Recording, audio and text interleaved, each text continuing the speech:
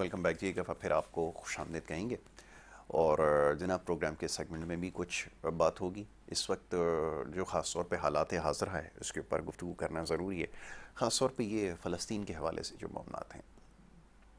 اب اس کے اوپر ہمارے یہاں مختلف لوگوں کی رائے پائی جاتی ہے، اور اب ہمارا معاملہ اور مسئلہ یہ ہے کہ ہمیں بہت ساری چیزوں سے ہم لا علم ہیں، ہمیں صحیح معاملات کا علم نہیں ہے، ہمیں نہیں اس کے بارے میں شاید بتایا جاتا ہے یا ہم اس کی جاننے کی کوشش کرتے ہیں. بہرحال جو بھی آپ اس کو نام دیں، اور جو کچھ ہو رہا ہے اب یہ بڑا مشکل ہے اس کا فیصلہ کرنا کہ کیا صحیح ہو رہا ہے کیا غلط ہو رہا ہے. یہاں بیٹھ کے فیصلہ نہیں کیا جا سکتا، بلکہ آپ یہ سمجھ لیجئے کہ اس کے اوپر رائے بھی نہیں دی جا سکتی. اور ایسا کیوں کہنا پڑتا ہے؟ اس کی وجہ یہ ہے کہ جیسے میں نے کہا کہ ہمارے یہاں بہت سارے معاملات میں لوگوں کو بالکل بھی سمجھ نہیں ہے. سیاسی معاملات کی ہی مثال لیجئے کہ سیاسی معاملات آپ دیکھ رہے ہیں جو اس ملک میں ہیں، جو لوگوں کی سیاسی وابستگیاں ہیں، جس طرح سیاست کو سمجھ رہے ہیں، جس طرح کی رائے دیتے ہیں، تو میرا نہیں خیال کہ اس کے اوپر مزید کچھ میں بات کہہ سکتا ہوں. تو سمجھانا بڑا مشکل ہے، کیونکہ جہاں پہ نہ علم ہو، نہ آگہی ہو، نہ شعور ہو، نہ تعلیم ہو، تو پھر تو بے معنی باتیں ہیں. یہاں پہ لوگ اپنی سیاسی وابستگیاں جو وہ ظاہر کرنے کی کوشش کرتے ہیں. اور خاص طور پہ آپ جن کو پڑھے لکھے لوگ سمجھتے ہیں، جب ان سے بھی اگر آپ گفتگو کریں جس قسم کی وہ بات اس وقت کر رہے ہیں، تو سمجھنا بڑا مشکل ہے کہ جو پڑھ لکھ کر جو کچھ سیکھا ہے وہ کیا سیکھا ہے آخر. تو بہرحال یہ ہمارے یہاں نمبر بنانے کی، پاس کرنے کی، ڈگری حاصل کرنے کی جو تعلیم جس کو ہم کہتے ہیں، وہ تو یقیناً بہت سارے لوگوں کے پاس ہوگی، لیکن واقعتاً سیکھے کیا حالات سے اور کیا سمجھے ہیں، ایسے لوگوں کو تلاش کر رہا ہوں. بات میری مشکل ہے، بہرحال آپ سمجھنے کی کوشش نہ کریں. معزز مہمان اسٹوڈیوز میں تشریف فرمائیں، ان کو سب سے پہلے خوش آمدید کرتا ہوں. جناب سید امان علی شاہ صاحب یہاں پہ موجود ہیں. پیپلز پارٹی سے آپ کی وابستگی ہے، لیکن ایک بڑے اہم معاملے اور موضوع کے اوپر گفتگو کرنے کے لیے آج ان کو مدعو کر رکھا ہے. ان کو میں خوش آمدید کرتا ہوں. بہت شکریہ امان صاحب پروگرام میں ہمیں وقت دینے کے لیے. شکریہ. آپ نے اسکارف جو ہے وہ زیب تن کر رکھا ہے، اور اس کا ایک اہم میسج بھی ہے. میں چاہوں گا ذرا وہیں سے گفتگو کا آغاز کیا جائے کہ کیا یہ سلسلہ ہے، اور خاص طور پہ جو فلسطین کا ایشو ہے کیسے اس کو سمجھا جائے، ذرا فرمائیے. بسم اللہ الرحمن الرحیم. سب سے پہلے تو میں آپ کا اور آپ کے چینل کا تہہ دل سے مشکور ہوں کہ انہوں نے مجھے موقع دیا کہ میں فلسطین کی مظلوم عوام کی آواز بن سکوں. اور یہ جو مسئلہ ہے یہ صرف فلسطین کا مسئلہ، زمین کا مسئلہ نہیں ہے، یہ ظلم اور انصاف کا مسئلہ ہے. یہ انسانیت اور درندگی کے درمیان جنگ ہے. یہ حق اور باطل کی جنگ ہے، اور یہ جنگ کئی دہائیوں سے جاری ہے. اور آپ نے دیکھا ہوگا کہ حالیہ دنوں میں غزہ میں جو واقعات ہوئے ہیں تو وہ ایک انسان کے لیے اس کے دل کو دہلا دینے کے لیے کافی ہے کہ ہزاروں بچوں کو ملبے تلے سے نکالا گیا، ہزاروں معصوم لاشیں ملبے تلے سے نکالی گئی، اور ماں باپ اپنے ان معصوم بچوں کو کفن میں لپیٹ کر اپنے ہاتھوں سے دفن کر رہے ہیں. اسکولوں کو نشانہ بنایا جا رہا ہے، مساجد کو نشانہ بنایا جا رہا ہے، ایمبولینسز کو نشانہ بنایا جا رہا ہے، ہاسپٹلز کو نشانہ بنایا جا رہا ہے. اور انسانی حقوق کی جو تنظیمیں جو اپنے آپ کو انسانی حقوق کی چیمپئن سمجھتی ہیں، وہ ان ساری چیزوں پر خاموش کھڑی نظر آتی ہے. اور ایک ویڈیو آپ نے دیکھی ہوگی کہ ایک معصوم بچی کو جب ملبے سے نکالا گیا اور جب اس کو ملبے کے نیچے سے باہر لایا گیا تو اس بچی نے سوال کیا کہ کیا اب میں شہید ہو گئی ہوں؟ تو اس کے اس معصوم سوال نے دنیا کی اس مجرمانہ خاموشی کے اوپر کئی سوالات کھڑے کر دیے ہیں. حضور پاک صلی اللہ علیہ وسلم کے ارشاد کا مفہوم ہے کہ مسلمان ایک جسم کی مانند ہے. اگر جسم کے ایک حصے میں تکلیف ہو تو باقی سارا جسم بے چین ہوتا ہے. بالکل. تو آج ہم اپنے گریوانوں میں دیکھیں کہ کیا ہم واقعی میں تکلیف میں ہیں، کیا ہم نے اس درد کو محسوس کیا ہے. ہم اپنے بچوں کے چہروں کی طرف دیکھیں اور اپنے ذہن میں لائے کہ وہ معصوم بچے جو غزہ میں شہید کیے گئے، ان کے والدین کی کیا کیفیت ہوگی، کیا ان کا درد ہوگا، کیا ان کا دکھ ہوگا. تو میں سمجھتا ہوں کہ ساری چیزوں کو بالائے طاق رکھ کر ہمیں سب سے پہلے بحیثیت مسلمان غزہ اور فلسطین کے لوگوں کے لیے حقیقی آواز اٹھانی چاہیے، کیونکہ یہ مسئلہ ہمارے ایمانوں کا مسئلہ ہے. مسجد اقصی کسی زمین کا ٹکڑا نہیں ہے، یہ انبیاء کی سرزمین ہے، اور اسی سرزمین سے اللہ رب العزت سے ملاقات کے لیے ہمارے پیارے نبی حضرت محمد صلی اللہ علیہ وسلم کو اٹھایا گیا تھا، اور اسی سرزمین کے اوپر ہمارے پیارے نبی حضرت محمد صلی اللہ علیہ وسلم نے تمام انبیاء کی امامت کی تھی، اور اسی مسجد اقصی کی طرف منہ کر کے نبی پاک صلی اللہ علیہ وسلم نے کافی عرصہ نمازیں پڑھائی تھی۔ تو یہ ایک بہت بڑا مسئلہ ہے، اور یہ ایک بہت بڑی اہمیت رکھتا ہے ہمارے لیے، مسلمانوں کے لیے۔ تو میں چاہتا ہوں کہ ہمارے حکمران اس خواب خرگوش سے بیدار ہو جائیں اور اس درد کو محسوس کریں، امت مسلمہ کے اس درد کو محسوس کریں کہ ہم اس وقت کہاں کھڑے ہیں، کہ ہم فلسطین کے مظلوم عوام کے لیے، غزہ کے مظلوم عوام کے لیے کیا کر سکتے ہیں اور کیا آواز اٹھا سکتے ہیں۔ بالکل ٹھیک ہے، آپ نے بالکل صحیح کہا کہ ہم لوگ اس میں کیا کر سکتے ہیں، یہ ہمیں خود سوچنا ہوگا، بلکہ اس معاملے اور اس پوری کوشش کو، اس کاوش کو، یہ جو جاری ہے غزہ کے اندر، اس کو سمجھنے کی ضرورت ہے۔ بہرحال یہ سمجھنا ہمارے لیے ضروری ہے، تو ہم اپنی پوزیشن کے حوالے سے ہی بات کر لیتے ہیں۔ اب اتنی اچھی گفتگو آپ کر رہے تھے، تو ہم بحیثیت قوم تو یہ میسج دے رہے ہیں کہ ہم ان کے ساتھ ہیں، لیکن کرنے کی کیا ضرورت ہے، سوال یہ پیدا ہوتا ہے۔ اب ظاہر ہے کہ یہ تو فیصلہ اس وقت حکمران وقت جو ہیں ان کو کرنا ہوتا ہے کہ ہم نے اس کے اوپر کیا کر سکتے ہیں، ہم کیا اس کے اوپر سفارتی طریقے سے کام کریں۔ تو کون سا ذریعہ ایسا ہے جس پہ آپ سمجھتے ہیں، کو معقول ایک تجویز دیجئے کہ اس کے اوپر کام فی الفور کیا جا سکتا ہے، کہ اگر ہم کچھ بھی نہیں کر سکتے تو یہ کام ضرور ہو سکتا ہے، وہ کیا ہو سکتا ہے؟ سب سے پہلے تو ہم ان کی اسرائیل جو ظالم ایک ناجائز ریاست ہے، ان کی مصنوعات کا بائیکاٹ کریں۔ لوگ سوال کرتے ہیں کہ اس سے کیا ہوگا، تو آپ ان کے ایک ریشو اٹھا کر دیکھ لیں کہ روزانہ کی بنیاد پر اسرائیل اپنی مصنوعات سے اسلامی ممالک سے اربوں ڈالر لے رہے ہیں روزانہ کی بنیاد پر، اور اس کی ہمیں سمجھ نہیں ہے کہ وہ پیسہ واپس جا کر ان کے اسلحے کو تقویت دیتا ہے، ان کی ٹیکنالوجی کو تقویت دیتا ہے، اور اسی ٹیکنالوجی اور اسلحے کے ذریعے سے وہ مسلمان ممالک میں بدامنی پھیلاتے ہیں، تشدد کرتے ہیں، مسلمان ممالک پر بمباری کرتے ہیں۔ اور دوسرا جو ذریعہ ہے کہ ہم تمام اسکولوں میں، کالجز میں، تعلیمی اداروں میں جو جس حیثیت میں جہاں پر ہے، اگر کوئی ڈرائیور ہے، کوئی استاذ ہے، کوئی ڈاکٹر ہے، جس پوزیشن پر جو بھی بیٹھا ہوا ہے، وہ اپنے سے نیچے لوگوں کو اس بات کی ترغیب دے کہ یہ کوئی عام مسئلہ نہیں ہے، یہ کسی زمین کے ٹکڑے کا مسئلہ نہیں ہے، یہ ہمارا ایمانی فرض ہے۔ اس موقع پر میں اپنے پیارے نبی کے ایک اور حدیث آپ کے سامنے پیش کروں گا کہ حضور پاک صلی اللہ علیہ وسلم نے ارشاد فرمایا کہ اگر تمہارے سامنے کوئی برائی ہو تو تم اسے ہاتھ سے روکو، اگر یہ بھی نہ کر سکو تو اسے زبان سے روکو، اور اگر یہ بھی نہ کر سکو تو اس کو دل میں برا جانو، اور یہ ایمان کا سب سے کمزور ترین درجہ ہے۔ تو ہم اپنے ایمانوں کا موازنہ کریں، یہ ایک ہمیں ترازو دیا گیا کہ ہم اس میں اپنے ایمان کو تولے، کہ اگر ہم اس کو ہاتھ سے روکتے ہیں تو ہم ایمان کے پہلے درجے پر ہیں، اگر ہم اس کو زبان سے روکتے ہیں تو ہم درمیانے درجے میں ہیں، اور اگر ہم اس کو دل میں برا جانتے ہیں تو ہم میں ایمان کا سب سے کمزور ترین درجہ ہے۔ اور اس بات کے اوپر ہم ماتم منائے وہ لوگ کہ جو اس کو دل میں بھی برا نہیں جانتے کہ ان کے ایمان کا کون سا درجہ ہے۔ تو یہ ہمارے حکمران، ہمیں چاہیے کہ ہم اپنے حکمرانوں کو اپنے قول اور فعل سے اس بات کے اوپر مجبور کریں کہ وہ آواز اٹھائیں۔ کہاں ہے OIC، کہاں ہے یونائٹڈ نیشن؟ ایک ملالہ کے لیے پوری امریکہ حرکت میں آتی ہے، ایک ملالہ کے لیے پوری مغربی قوتیں حرکت میں آتی ہے۔ کیا ملالہ کی جان قیمتی تھی؟ اور جو مسلمان غزہ میں بچے ٹکڑے ٹکڑے ہو رہے ہیں، آپ نے دیکھا ہوگا کہ جب ایک بوم گرایا گیا اور مسلمانوں کی لاشیں ہوا میں اڑتی ہوئی چلی گئی، تو کیا ان کی لاشوں کی اہمیت نہیں ہے؟ کیا ان مسلمان لوگوں کی اہمیت نہیں ہے؟ تو میں سمجھتا ہوں کہ یہ جو درد ہمارے دل میں ہے، جو یہ دکھ ہم محسوس کرتے ہیں، کہ ہر مسلمان اس دکھ کو محسوس کرے۔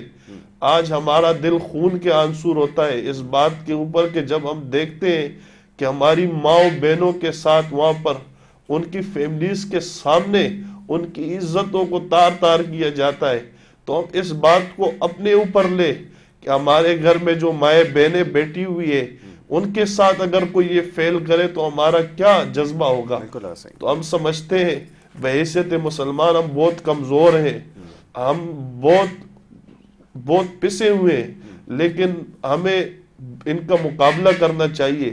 ہم مسلمان کبھی کمزور نہیں ہو سکتا. اللہ نے ہمیں بہت بڑی طاقت دی ہے.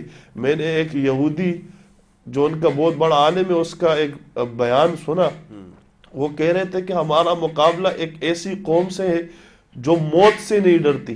موت ان کے لیے ایک اعزاز ہے. تو ہم اگر کچھ بھی نہیں کر سکتے, اللہ کے حکم اور فضل سے انشاءاللہ ہم خون کے آخری قطرے تک اپنے مسلمان بھائیوں کے لیے لڑیں گے. اپنے خون کے آخری قطرے تک فلسطین اور مسجد اقصی کا جو یہ مشن ہے انشاءاللہ اس سے پیچھے نہیں ہٹیں گے. اگر یہ ہمارے ایک ہاتھ پہ چاند اور دوسرے ہاتھ میں سورج رکھ دے, انشاءاللہ ہم پھر بھی مسجد اقصی کے اس مشن سے پیچھے نہیں ہٹیں گے. بالکل ٹھیک ہے جناب. گفتگو جاری رکھتے ہیں. ایک اور ہمارے موجود مہمان ہیں, اسٹوڈیوز میں تشریف لا چکے ہیں. جناب ممتاز گوپانگ صاحب سینئر لائر ہیں اور مختلف حوالوں سے ان سے گفتگو ہوتی رہی ہے ماضی میں بھی. ملکی سیاسی صورتحال ہو, معاشی صورتحال ہو, یا دیگر معاملات پر ہم نے بڑے کھل کر گفتگو کی ہے. ممتاز گوپانگ کو میں ویلکم کروں گا. بہت شکریہ ممتاز بھائی پروگرام میں ہمیں وقت دینے کے لیے. ممتاز بھائی, ابھی کچھ دیر پہلے موضوع گفتگو کی, یہیں سے گفتگو کا سلسلے کو آگے بڑھاتے ہیں. ابھی یہ بات ہو رہی تھی کہ ہم بحیثیت ایک قوم, ایز اے نیشن, جو ایک سب سے بڑی طاقت اسلامی دنیا کی سمجھی جاتی ہے, وہ اس غزہ کی صورتحال پر کیا کر سکتی ہے؟ ہمارے پاس بڑا ریئلسٹکلی ساری چیزوں کو دیکھنا پڑے گا. اس وقت وہ 57-58 ممالک کے قریب ایک اتحاد بنا ہوا ہے, لیکن بالکل بے بس نظر آ رہا ہے. اور اب یہ لمحہ فکریہ سب کے لیے ہے کہ یہ سوچنے پہ مجبور ہیں کہ آخر کیا جا سکتا ہے. اور جب اپنی طرف دیکھتے ہیں تو ہماری حالت اپنی ایسی ہے کہ ہم مطلب کہ کیا کچھ نہیں ہو رہا. میں اس کا تذکرہ کہاں سے کیا ہے کہ جس کا تذکرہ نہ کروں, لیکن کیا جائے واقعتاً اس کے اوپر ہم کیا کر سکتے ہیں. میں چاہوں گا ذرا اس پہ گفتگو ہو جائے. جی تھینک یو ویری مچ بھائی جان. بڑے ٹائم کے بعد آپ کے پاس ہم آئے, تو یہ ایک موضوع بھی ایک اتنا بڑا سینسیٹیو بھی ہے پہلے اپنے حساب سے, اور پلس میں جو ہے بڑا اس وقت ہارٹ ایشو بھی ہے. اور یہ ابھی کا میرے خیال میں نہیں ہے, یہ جب سے مسلم امہ اپنا ہوئی ہے اور اس وقت سے لے کر اگر ہم پیچھے چلے جائیں تو اگر ہم کوئی دیکھیں کہ جو پہلے انبیاء کرام آئے تھے تو کوئی ایسا انبیاء کرام نہیں آیا جس کی پیچھے اس طریقے کے کوئی واقعات, کوئی معاملات, کوئی ایسی چیزیں نہیں ہیں. کیونکہ کوئی انبیاء ایسے بھی آئے جنہوں نے حق سچ کی بات کی تو ان کو تو بالکل ذبح کر دیا گیا. انبیاء کرام کے جو اللہ تعالیٰ کے ایک یہاں پہ بھیجے ہوئے میسنجر تھے اور نبی تھے. تو اس حوالے سے ایک اس وقت ہارٹ ایشو تو ہے اپنی جگہ پہ, لیکن اب اس میں اس وقت کا دور زمانہ کچھ اور تھا. پتھر تھے, گھوڑا تھا, اونٹ تھے, اس قسم کی چیزیں تھیں, تلواریں تھیں, تیر تھا, یہ سسٹم تھا. لیکن اس وقت وہ زمانہ جدت میں آ گیا, اور ابھی تو آپ کو پتہ ہے کہ ایک بٹن یہاں لگائیں, ایک بٹن وہاں لگائیں تو یہ سارے معاملات ختم ہو جائیں گے. تو اب کیا ہوا ہے کہ اب اس وقت جو کرنٹ پوزیشن ہے اس میں جیسے آپ نے ذکر کیا کہ بے بس کیوں نظر آ رہے ہیں. دیکھیں نا, اس وقت اگر ہم یہ سوچیں کہ پوری دنیا میں اگر زیادہ تر کس طریقے کے ہیں تو ہم مسلمان زیادہ ہیں ان سے, تعداد میں زیادہ ہیں مسلمان. لیکن اب ہوا کیا ہے, دیکھیں ہوا یہ ہے کہ یہ اس وقت بھی سازشیں تھیں, حضور صلی اللہ علیہ وسلم کے دور میں بھی سازشیں ہوئی یہودیوں نے کی, اب بھی وہی سازشیں ہیں. تو اب کیا ہوا کہ اب اس وقت جو سچویشن ہے, ہمیں اس طریقے سے ایک ورلڈ وائڈ طریقے سے مسلمان جو بھی ممالک ہیں ان کو معیشت کے حوالے سے پیچھے رکھا گیا ہے. جیسے اب بحیثیت مسلمان, بحیثیت اسلامی مملکت, ہم پاکستان جیسے کہتے ہیں کہ ہمارا ملک جو ہے ایسا ہے کہ ہم پورے دنیا میں مانی جاتی قوم ہیں اور ساری چیزیں ہیں. لیکن یاسر بھائی میں سچ بتاؤں تو ہم بے بس ہیں اس وقت, عطا کہ ہمارے پاس کیا نہیں ہے. اس ساری سچویشن ہونے کے باوجود, ایٹم بم ہونے کے باوجود, آپ اپنے ملک میں آپ کا بندہ بھوکا مر رہا ہے, آپ سروائیو نہیں کر سکتے, آپ اس چیزوں سے نکل ہی نہیں پائے جس چیزوں سے یہودی, جس چیزوں سے دوسری قومیں, یورپ وہ ان ساری چیزوں سے نکل چکے ہیں. بالکل صحیح. ان کی قوم، ان کے لوگ اس چیز میں نہیں ہے کہ مجھے دوائی نہیں ملے گی. ان کی قومیں، ان کے لوگ اس میں نہیں ہے کہ مجھے کھانا نہیں ملے گا، بجلی نہیں ہوگی، بجلی نہیں ہوگی، یہ نہیں ہوگا. وہ تو ریلیکس لائف گزار رہے ہیں. انہوں نے تو اب ہمیں اس طریقے سے پھنسایا ہوا ہے. میں آپ کو بتا رہا ہوں، وہ اب ایک چیز ہے کہ ایک تو ہم جو دیکھ رہے ہیں جو غزہ پہ ظلم ہو رہا ہے، ایک تو ہم دیکھ رہے ہیں نا کہ ہمیں نظر آ رہا ہے کہ غزہ پہ انہوں نے بمباری کی اس طریقے سے، لیکن وہ ظلم کم ہے. وہ ہمارے ہر مسلم ممالک پہ اس قسم کا ظلم کر رہے ہیں جو معاشی ظلم ہے. ایک ہمارا مسلمان وہاں پہ لڑ کے شہید ہو رہا ہے، دوسرا ادھر بھوک سے، افلاس سے، ساری چیزوں سے مر رہا ہے. اب اس کے لیے آپ کو جنگ بھی وہی کرنی پڑے گی. اب وہ جنگ آپ نہیں کر سکتے کہ بٹن پہ، ایٹم بم پہ، دوسری چیزوں پہ جو کریں، سوال ہی پیدا نہیں ہوتا. وہ تو ہو ہی نہیں سکتی اس وقت جو کرنٹ سچویشن ہے.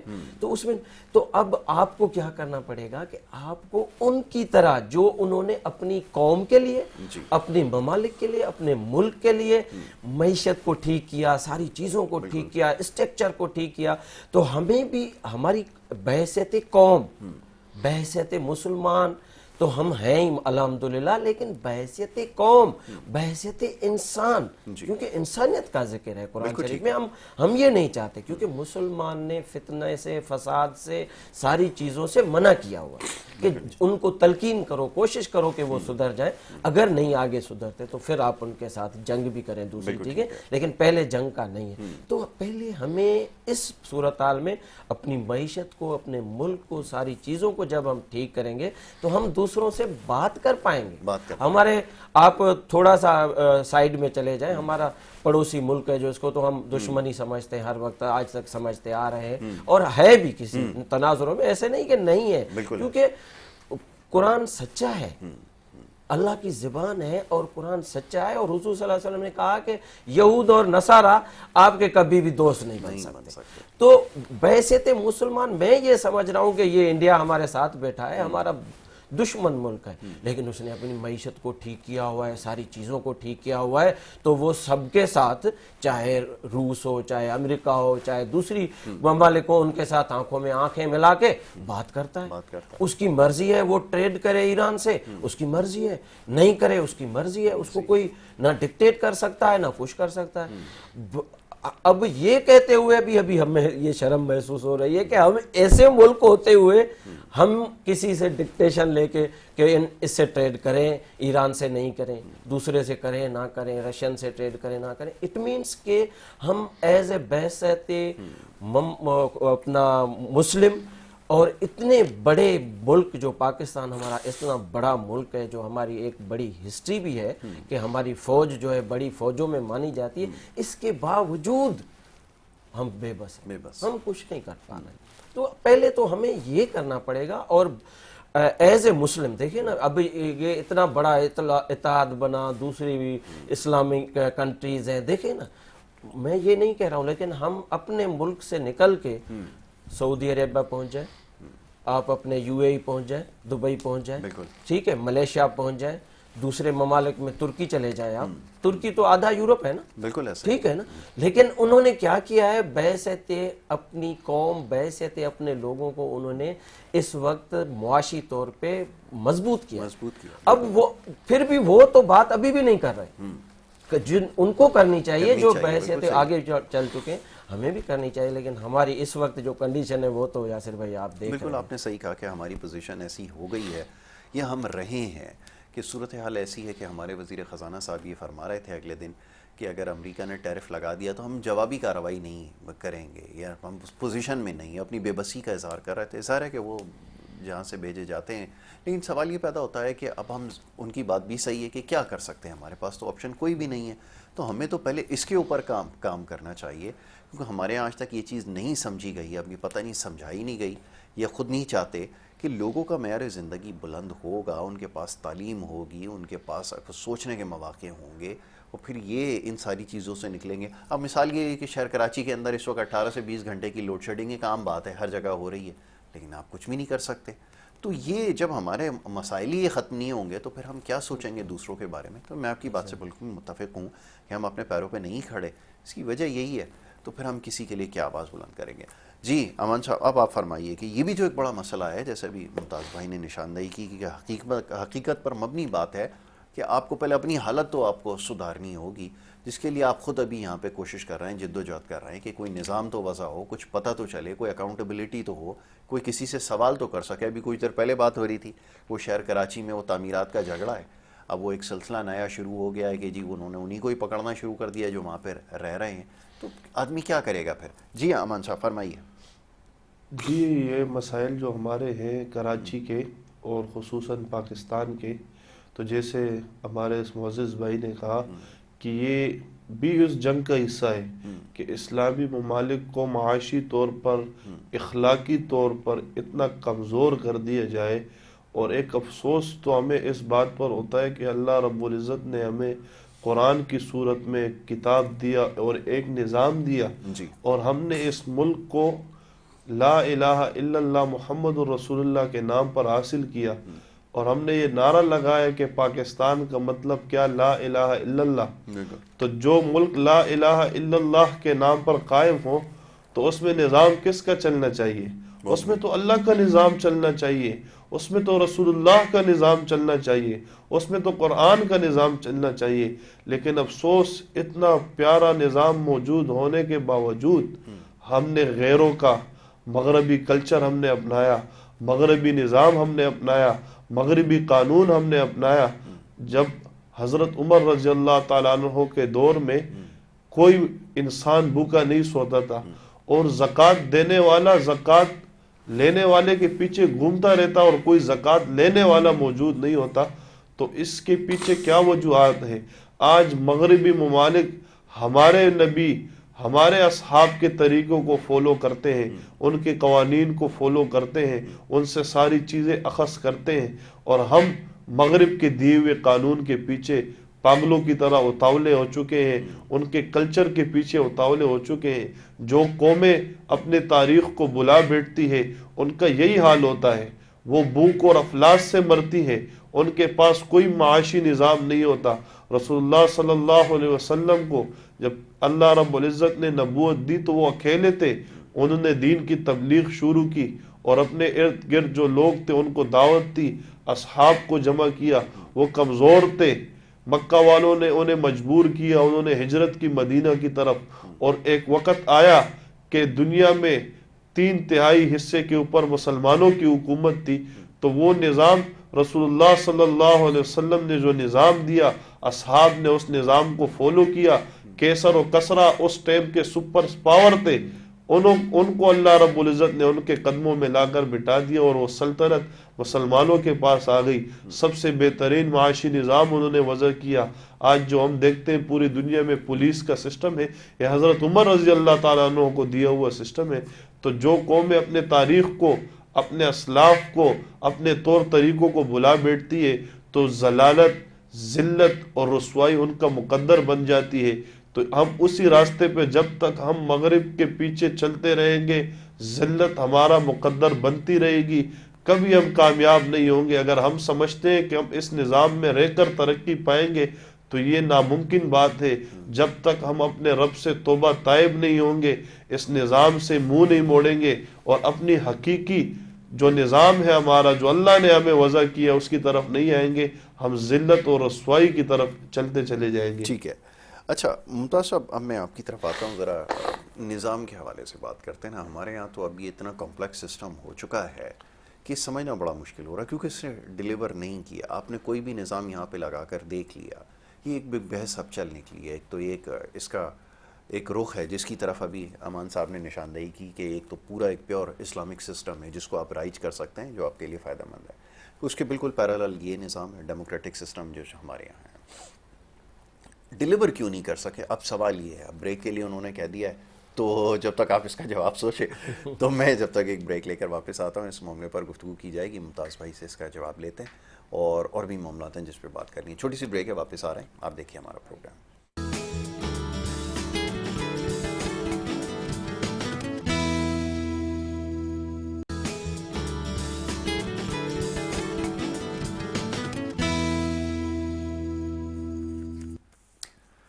Welcome back. ایک دفعہ پھر آپ کو خوش آمدید کہیں گے. بریک پہ جانے سے پہلے گفتگو جاری تھی, بڑا حساس معاملے اور موضوع کے اوپر گفتگو ہو رہی تھی کہ سسٹم جو ہے جو آپ کے یہاں رائج ہے, اگر یہ ڈیلیور نہیں کر پا رہا تو کیا اس کو تبدیل کیا جا سکتا ہے, کیا ہم اس کے متعامل ہیں؟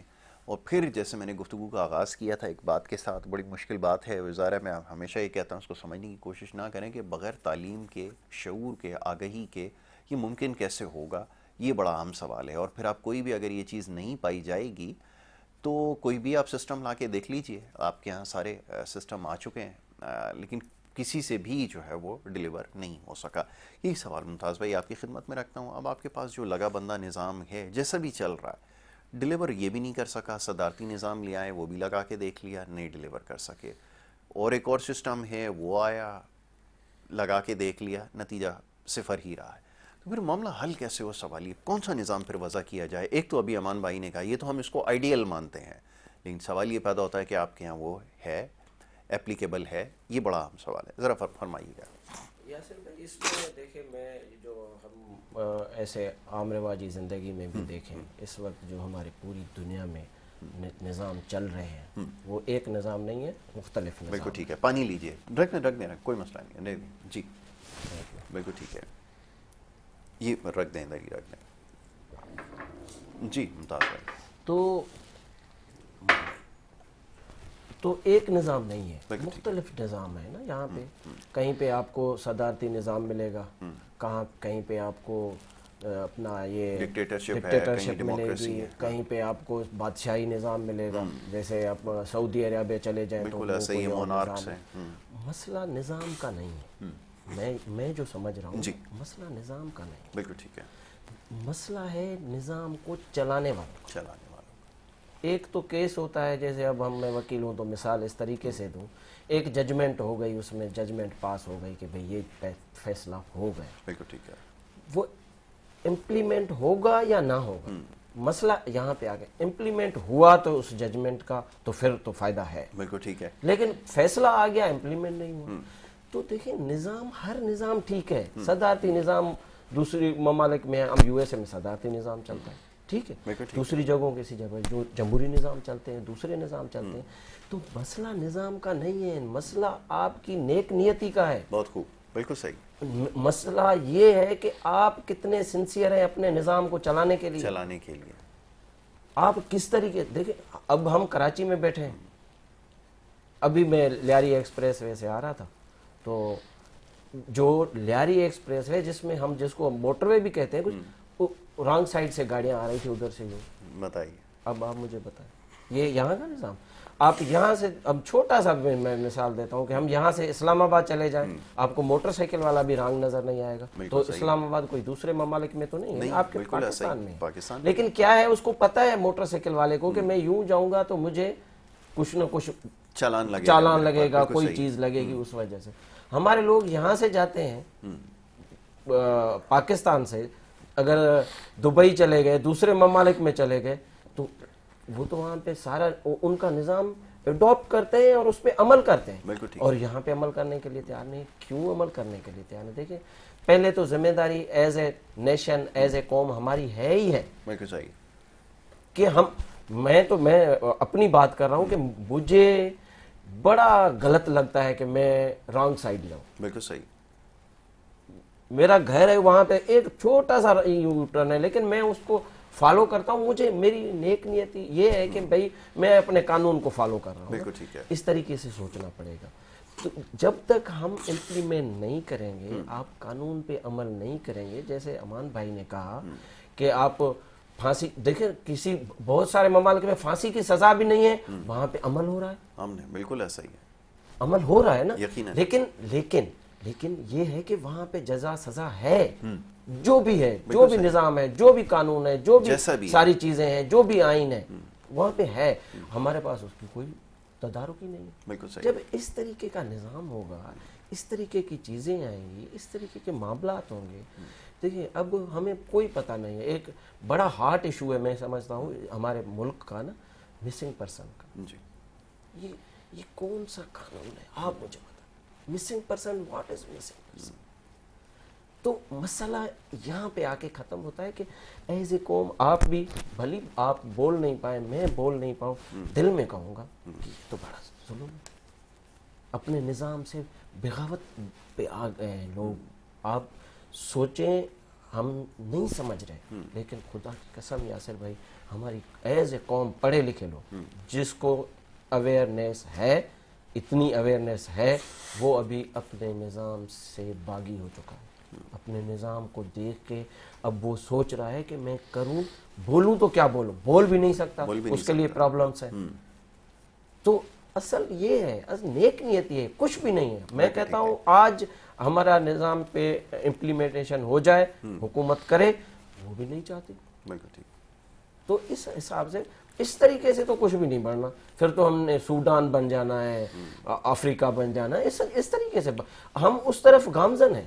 بالکل ٹھیک ہے. بس یہ بھائی نے جیسے کہا نا کہ یہ اللہ تعالیٰ کی دین ہے کہ ہمارے اوپر ایک کچھ، دیکھیں لا الہ الا اللہ محمد رسول اللہ صلی اللہ علیہ وسلم کے بعد کچھ نہ کچھ چیزیں ہمارے اوپر جو ہے ایسی ہیں جن سے ہم بچ جاتے ہیں. نہیں تو ادروائز تو ہم بچنے کے تو قابل ہی نہیں. قابل نہیں. یہ بڑی تلخ بات ہے، لیکن بات تو کہتے ہیں بات تو سچ ہے، پر بات ہے رسوائی کی.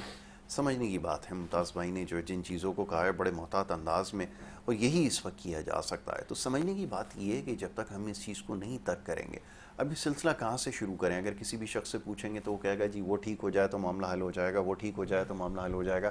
کسی ایک شخص کو آپ نہیں سنیں گے جو یہ کہے گا کہ اگر میں ٹھیک ہو جاؤں گا تو معاملہ صحیح ہو جائے گا. تو یہ ایک بڑی چھوٹی سی بات ہے ویسے تو، لیکن یہ اس کے اندر یہ بہت بڑی حکمت پوشیدہ ہے. جیسے یہ ابھی بات ہو رہی ہے کہ اگر آپ یہ صرف ہمارے یہاں کتنے لوگوں کو ہم رانگ سائڈ سے روکتے ہیں، جب ان سے سوال کرتے ہیں کہ رانگ سے کیوں آ رہے تھے، وہ 10 اس کی دلیلیں پیش کر دے گا، اس کی وضاحتیں دے دے گا، لیکن ایک دفعہ نہیں کہے گا کہ نہیں میری غلطی ہے، میں رانگ سائڈ سے آیا ہوں. تو پھر جب ہم خود ہی تبدیل نہیں ہو رہا ہے یا تیار نہیں ہے، پھر آگے سے آپ بیٹھ کر وہ کہتے ہیں کہ جی وہ پیسے لے رہا ہے تو وہ پیسے لے رہا ہے تب یہ ہو رہا ہے. امن بھائی فرمائیے، آپ تو نوجوان ہیں، کیا کیا جائے؟ یہ بات کیسے سمجھائی جائے کہ پہلے خود اپنے آپ کو تبدیل کرنے کی ضرورت ہے، 100 خامیاں ہمارے اندر ہیں، اس کو پہلے ٹھیک کریں، پھر اس کے بعد معاملہ ٹھیک ہونا شروع ہو جائیں گے. جب اپنے آپ کو ہی ٹھیک کرنے کے لیے تیار نہیں ہے ہر شخص، یہ کہہ رہا ہے، کیسے پھر دوسروں کو ٹھیک کریں گے، ان کی مدد کیسے کریں گے؟ اپنی مدد تو کر نہیں پا رہا ہے. فرمائیے. یہی سب سے بڑا مسئلہ ہے یاسر بھائی کہ کوئی بھی اپنے آپ کو ٹھیک کرنے کے لیے تیار نہیں ہے. میں چاہتا ہوں کہ یاسر بھائی ٹھیک ہو جائے، میں ٹھیک ہونے کے لیے تیار نہیں ہوں. بالکل ایسا ہی. یہ صحیح ہے. اور سب سے پہلے دیکھیں، بحیثیت والدین، بحیثیت استاذ، بحیثیت ایک بڑا جو ہوتا ہے، ایک سربراہ ہوتا ہے، کہ ہم اپنے نیچے طبقے کی ایک تربیت کریں. یہ قوم اس وقت شعور سے، تربیت سے بالکل بے خبر ہے. ایک 24 کروڑ کا ریوڑ ہے، ایک مجمع ہے جو ایک ایسے راستے پر جا رہا ہے جس کو اپنی منزل کا پتہ ہی نہیں ہے. ہم اپنے بچوں کی تربیت کریں گھروں میں، ان کو اٹھنے بیٹھنے کا سلیقہ بتائیں، اچھی بات ہے، ان کو آداب سکھائیں، ان کو راستے پر چلنے کا طریقہ بتائیں، ان کو بڑوں کے ساتھ بات کرنے کا طریقہ بتائیں، ان کو زندگی گزارنے کا فارمولہ دیں. کہ یہ نہیں ہے کہ ہم صرف بچے پیدا کرتے جائیں اور ایک رش لگایا ہوا ہے اپنے ملک کے اندر. وہ ایک بات اس دن میں کسی سے سن رہا تھا کہ ایک جاہل دوسرے جاہل کے ساتھ شادی کرتے اور تیسرا جاہل پیدا کر دیتا ہے. اور جہالت کی انتہا ہو چکی ہے یہاں پر. آپ دیکھیں یہ چھوٹے چھوٹے بچوں کے ساتھ جو یہ جنسی ہراسگی کے جو واقعات ہوتے ہیں، یہ کیسے ہوتے ہیں؟ یہ لوگوں کے اندر شعور نہیں ہے. لوگ دین سے، لوگ تعلیم سے دور ہو چکے ہیں. آپ اپنا تعلیمی نظام اٹھا کر دیکھ لیں کہ جو کتاب 1980 میں پڑھائی جا رہی تھی وہ 2025 میں پڑھائی جا رہی ہے کہ ماؤس کیسے پکڑتے ہیں. یہ کوئی نظام ہے ہمارا کہ پانی کا فارمولہ کیسے بنتا ہے؟ قومیں تعلیم سے اوپر جاتی ہے، قومیں شعور سے اوپر جاتی ہے. تو ہم سے سب سے پہلے تعلیم چھینا گیا. آپ تعلیم کا بجٹ اٹھا کر دیکھ لیں اور اپنا دفاعی بجٹ اٹھا کر دیکھ لیں تو آپ کو پتہ چل جائے گا کہ اس قوم کو سب سے زیادہ کس نے مارا ہے. تو جس قوم کے پاس تعلیم نہیں ہوگی، جس قوم کے پاس شعور نہیں ہوگی، وہ اسی طرح ذلیل اور رسوا ہوں گے اور آگے بھی ہوتے چلے جائیں گے. سب سے پہلے اس قوم کے نوجوانوں کو معاشی طور پر، تعلیمی طور پر ان کو کڑا کرنا چاہیے کہ ہم زیادہ سے زیادہ لوگوں کو تعلیم دیں. آپ ہمارے سرکاری اسکولوں کا حال دیکھ لیں. جس یو سی میں رہتا ہوں وہاں پر 14-15 सरकारी स्कूल एक ही जगह पर तामीर हुए, उसके अंदर पंखे नहीं है। तो कोई पागल है जो इस गर्मी के मौसम में अपने बच्चे को बगैर पंखे वाले सरकारी स्कूल में भेजेगा, वो बोलेगा घर पे बैठ जाओ। जब वो घर पे बैठेगा, बाहर माशरे में निकलेगा, वो चोर बनेगा, डाकू बनेगा, डकैत बनेगा, गलत आदमी बनेगा। अगर वो कोई अच्छी तालीमी इदारे में जाएगा, वो डॉक्टर बनेगा, इंजीनियर बनेगा, इस मुल्क के लिए काम आएगा। तो हम 2 तालीमी निज़ाम इस वक्त हमारे पास मुल्क में मौजूद है। एक हमारा जो असरी तालीम है, जो हमारा स्कूलों का सिस्टम है, दूसरा हमारा जो मदारिस का सिस्टम है। तो हम उसका मुआवजा करें कि हुकूमत स्कूलों के ऊपर, कॉलेजेस के ऊपर कितना फंड खर्च कर रही है और उससे कौन निकल रहे हैं, और मदारिस के ऊपर जो अपनी मदद आपके तहत आवाम के जरिए से चल रहे हैं, वो लोगों की, अपने बच्चों की, अपने तुलबा की कैसी तरबियत कर रहे हैं। आपने किसी मदरसे के तालिब इल्म को कोई गलत एक्टिविटी में नहीं देखा होगा, आपने किसी मदरसे से निकले हुए उस्ताद को किसी गलत शाज़ो नादर किसी गलत एक्टिविटी में नहीं देखा होगा। आप जाकर अपनी यूनिवर्सिटियों का हाल देख ले कि आपकी बच्चियां यूनिवर्सिटियों में क्या कर रही है, आपके बच्चे यूनिवर्सिटियों में, कॉलेजेस में क्या कर रहे हैं। नशे के सबसे बड़े अड्डे आपकी यूनिवर्सिटी और इस कॉलेजेस बन गए हैं कि वहां से बच्चे, आप कहते हैं कि हमने बच्चा पढ़ाई के लिए भेजा है, जब वो आता है तो आइस और क्रिस्टल के एक नशे में मुब्तला होकर आता है। और ये केसेस ये बताने के लिए, लेकिन रोजाना हम अपनी आंखों से देखते हैं कि हमारे कॉलेजेस में, हमारे हॉस्टल्स में क्या हो रहा है, क्या हो रहा है। बिल्कुल ठीक है, वक्त मेरे पास अमान भाई अब बिल्कुल ख़त्म हो गया। मैं ज़रा मुमताज़ भाई से आखिर में इसी हवाले से बात करूँ। मुमताज़ भाई, ये तालीम के मामलात के हवाले से, और ये जो हमारे यहाँ जो सिस्टम है, ये जो लोग बैठे हुए हैं असम्बलियों के अंदर, ये इसके बेनिफिशरी हैं। यानी कि आप ये समझ लें कि अगर ये अवाम अगर इनको तालीम दे दी तो शायद फिर ये इनका वजूद जो है वो ख़त्म हो जाएगा।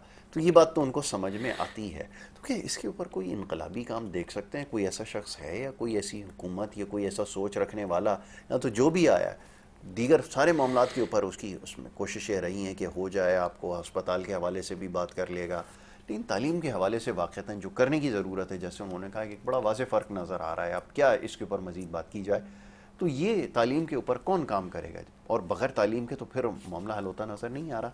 ज़रा फरमाइए कैसे मुमकिन होगा फिर ये? देखिए यासिर भाई, आप बिल्कुल, ये तो एक बड़ा हसास जो है इशू है ना, और ये हकीकत है कि जब तक तालीम पे कोई तवज्जो नहीं होगी तो आपके पास सारी चीज़ें नहीं आ सकती। बिल्कुल ठीक है। लेकिन जब जो भी हम पीछे अभी बातें कर चुके हैं निज़ाम की, दूसरी चीज़ों की, ये उनका भी एक तसलसल है। देखें, माफ़ कीजिएगा, एज ए मुस्लिम कंट्री तो हम हैं ही, लेकिन जो हमारे काम है वो अपने कुरान से और सुन्नत से और सारी चीज़ों से दूर है। जो अमान भाई ने पहले फरमाया कि अमल अब हम नहीं, यूरोप उस पर अमल कर रहा है। बिल्कुल सही है। यूएसए, दूसरी कौमें जो मुसलमान नहीं है वो उस पर अमल कर रही हैं, वो आगे चली गई। हम अमल उस पर नहीं कर रहे, हम एज ए सिर्फ मुस्लिम खुद को ट्रीट कर रहे हैं। तो इस वक्त जो बड़े ही जिम्मेदारी है वो नौजवान पे है। लेकिन अब देखें हुआ क्या है, अभी भाई ने जो, अमान भाई ने जो जिक्र किया, आपके पास एक ही स्टेक है या एक ही जगह है जहां से इनकलाब आते हैं जी, वो है स्टूडेंट। बिल्कुल सही है। ये जब भी आपने भी बड़ा माशाल्लाह स्टडी की हुई है पीछे इसकी इनकलाबों की, दूसरों की, तो आपने देखा होगा चौन लाई हो, दूसरे हो, ची गवेरा हो, एक पढ़े लिखे और अच्छे लेवल के लोग थे। अभी फी ज़माना तो अभी बांग्लादेश की मिसाल है ना, अभी बांग्लादेश की मिसाल है कि उन्होंने स्टूडेंट्स ने एक इनकलाब।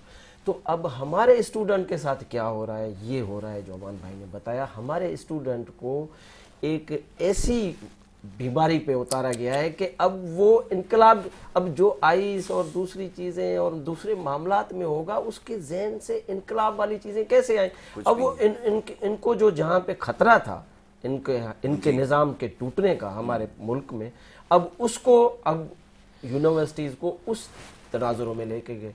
अब आप मुझे बताएं कि ये किस तरीके से हो सकता है। लेकिन मायूसी गुनाह है। बिल्कुल ठीक है। और ख़ास तौर पे जो पढ़ा लिखा लोग हैं, पढ़े लिखे जो हमारे केडर के लोग हैं, अभी आपने देखा होगा कुछ दिनों में हमारी लॉयर्स जो मूवमेंट चली हैं, आपको नज़र भी आ रहा होगा कि वो एक ऐसी मूवमेंट्स हैं कि जो स्टेट्स को बता सकती हैं और आंखों से आंखें मिला के बात कर सकती है, तो वो एक ही कम्युनिटी बची है लॉयर्स की, और ये होनी भी चाहिए। लॉयर्स की जिम्मेदारी है कि रूल ऑफ लॉ और अपने मुल्क, अपने अवाम के जो भी इश्यूज हैं, उनके फंडामेंटल राइट्स हैं, सारी चीज़ें उनको प्रोटेक्ट करें, उनके लिए लड़े, उनके लिए जदोजहद करें। तो मैं समझता हूँ कि एज ए वकील हम टोटल वकला को और दूसरे जो पढ़े लिखे सोशल लोग हैं जिनका वियन माइंड सही है, उनको इस पे बड़ा काम करना पड़ेगा कि ये सारी चीज़ें जो है मैनेज भी हो जाए और इन सारी चीज़ों से हम बच भी सकें। बिल्कुल ठीक है, इसका वाहिद हल जो है वो हमें समझ में आता है। तो बड़ी माकूल बात है, मुमताज़ भाई हमेशा बड़े खुलकर गुफ्तगू करते हैं, और इस वक्त ये फ़ी ज़माना जो ज़रूरत है वो इसी चीज़ की है, उसको समझने की है कि कैसे मामलात को बेहतर बनाया जाए। रास्ता मौजूद है, और आखिर में ये बड़ा ही खूबसूरत जुमला आपने अभी कहा कि मायूसी जो है वो खुदा की ज़ात से जो है वो कुफ्र है, उसके ऊपर मुकम्मल भरोसा रखिए, लेकिन अपने करने का जो काम है वो ज़रूर पूरा कीजिए। जैसे अमान भाई ने भी बड़ी अच्छी गुफ्तगू की है कि वाक़तन अब हमें सोचने की ज़रूरत है कि हम किस रास्ते पर हैं और क्या कर रहे हैं, और हम सबको ठीक करना चाहते हैं, लेकिन कोई भी शख्स ऐसा नहीं है जो ख़ुद को ठीक करने के लिए तैयार हो। अगर ये सब कुछ होगा तो फिर कतई नतीजा नहीं आएगा जिसके हम ख़्वाह हैं। बड़ा शुक्रगुजार हूँ जनाब अमान अली शाह साहब का, मुमताज़ गोपांग भाई का, मैं यहाँ पे तशरीफ़ लाए। बड़ी खूबसूरत गुफ्तगू उन्होंने की है, यकीनन सोचने पे मजबूर करती है ये बात, और सोचना भी चाहिए। और यही आपसे गुजारिश, अगर दिन में कोई मौका मिल जाए ऐसा कि जहाँ पर बिजली, गैस और इसके अलावा अगर मामला, वैसे तो मुमकिन नहीं है, ज़ाहिर इंसान की सोच इसमें बिल्कुल अटक कर रह गई है, लेकिन अगर कभी मौका मिले तो ज़रूर इन बातों पर गौर कीजिएगा। इजाज़त आपसे ले